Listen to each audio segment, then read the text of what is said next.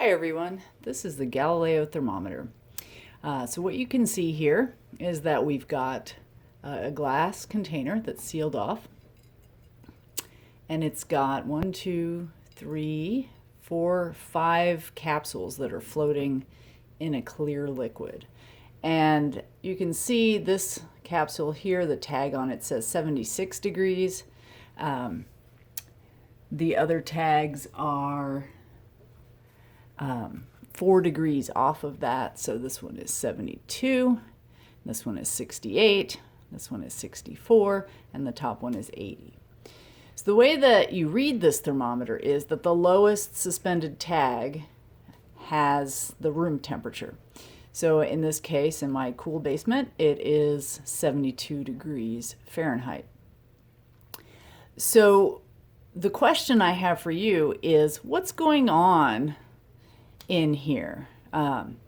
We've got a liquid that's holding or suspending or floating these capsules, and these other capsules are not floating. So what that tells us is something about the density of the capsules themselves relative to the water they're floating in. So if all the capsules were the same density as the clear liquid, then they would all float at the same height. Therefore, the least dense capsules are going to float the highest, and the most dense capsules are going to float the lowest. Now, since this is a thermometer, it's meant to sense the surrounding air temperature, right? So out here.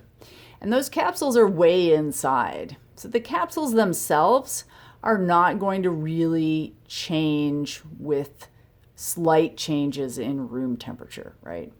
The room temperature, if it changes by 4 degrees, that's not going to go in and warm up the capsules or cool off the capsules.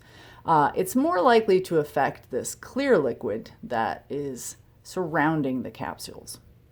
So in this experiment, what we're going to do is we're just going to watch what happens when we change the temperature. So I'm going to take this Galileo thermometer and put it in my fridge for about 10 minutes.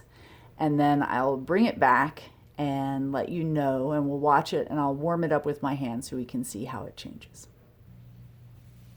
Okay, so now you can see that after I've put this in the fridge, the temperature that it's reading has changed. That is to say, now there's no capsules floating on the bottom. They've all floated up to the top. So what does that tell you about the density of the bottom capsule relative to the clear liquid? If the capsule is floating in the clear liquid, then the capsule is less dense than that clear liquid.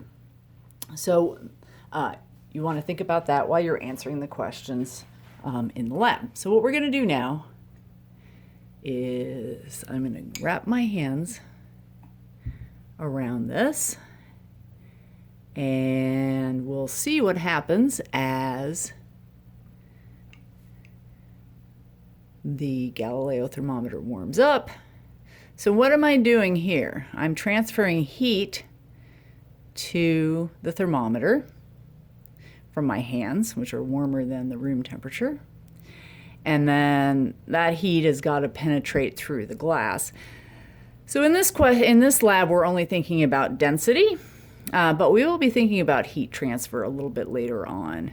So when we think about energy moving, we're thinking about energy moving from where it's hot, where there's concentrated energy, that is my hands, into this cooler Galileo thermometer. And one thing that energy transfer can do is change the density. Now, I'm mostly putting heat in down below, although I'll get a little bit up here.